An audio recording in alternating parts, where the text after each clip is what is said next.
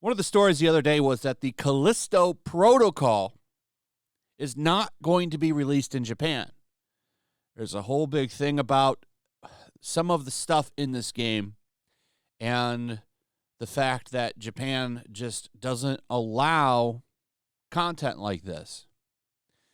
And it's crazy because when you talk about video games or even animation or manga and censorship, it's usually the other way around. We're talking about stuff coming from Japan over to the West. But for some reason, when it comes to really detailed violence, they don't like that over there, which is strange considering this is the country where you can consume the masterpiece known as Berserk, which is probably one of the most brutal comics I've ever seen. I mean, Berserk is another level. So they have Berserk, but you can't play the Callisto Protocol. It's kind of strange. But anyway, we're going to go back to something a little bit more in expectations here, and that's Square Enix. So they just put this out, the 2022 annual report. And they go over quite a bit of stuff: corporate philosophy, management guidelines, financial highlights, a message to our shareholders, and then there's this piece right here. Square Enix claims Japanese market no longer sufficient for profits.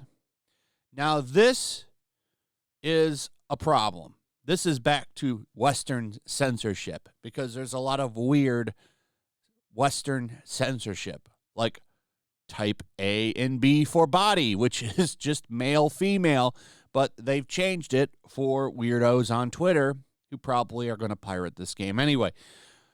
Square Enix has been making a lot of changes to their content. Now we have an answer for that and their expectations going forward for their content, which is going to be made for a more modern global audience. Square is really kind of fallen off, in my opinion. I haven't really enjoyed their content as much as I used to, and I think that these are reasons for that right here. You have a lot of Japanese companies now kind of cucking to the West because they want to get their stuff out here. And what's funny is they could just release stuff like they used to and it would still sell here, but they're changing it for these sensitive people that probably wouldn't play this shit anyway. It's that whole, anime, the characters got too big, her boobs are too big, so we need to take those down crowd. So this is the statement that's out of that report right here.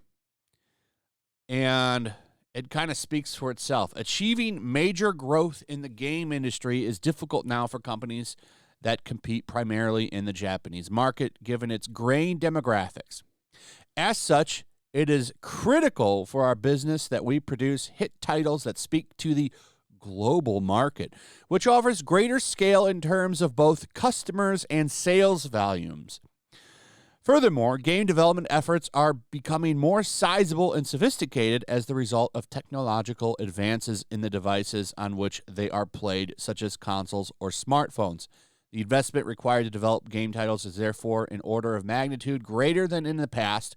In other words, the Japanese market is no longer sufficient for achieving a level of earnings that enables us to recoup our development investment and generate a profit. And we, therefore, need to approach our development efforts based on the assumption that we have to succeed in the global market. That I hate.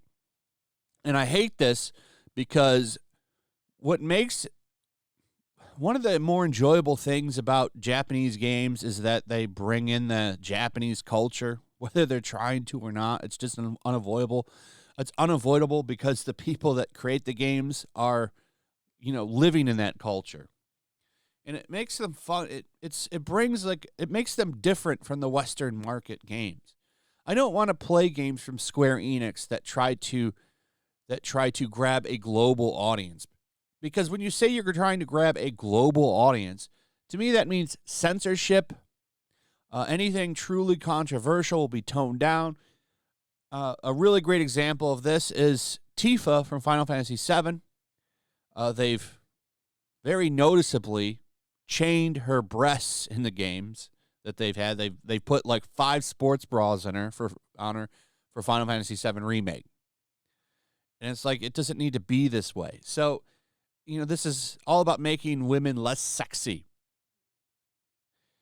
That's a Western, when you're going for global Western changes, that's something right there. Because just look at like the Japanese characters have always, like, they're always attractive compared to in the West where they're just regular looking people.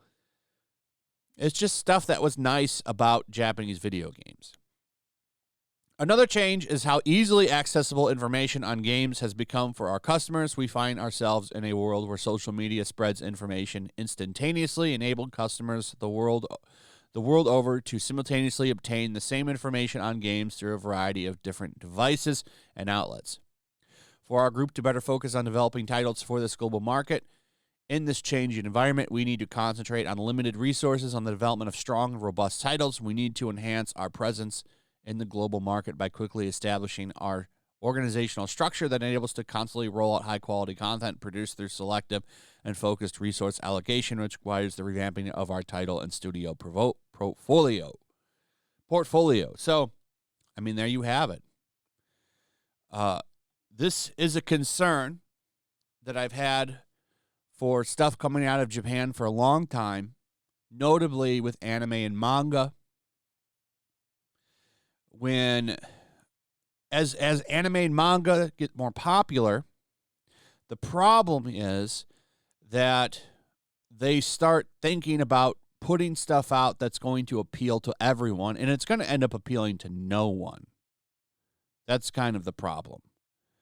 A lot of the stuff that made all these things so great is that, it was the quirkiness of some of the Japanese things that made them so much fun. And I worry that when you have these developers actively trying to think against that, I wonder if it will hurt the quality. I do, because we already have Western games. Okay, if I play a Japanese game in whatever genre, I appreciate it for what it is. And I'm not trying to have some copycat Western stuff.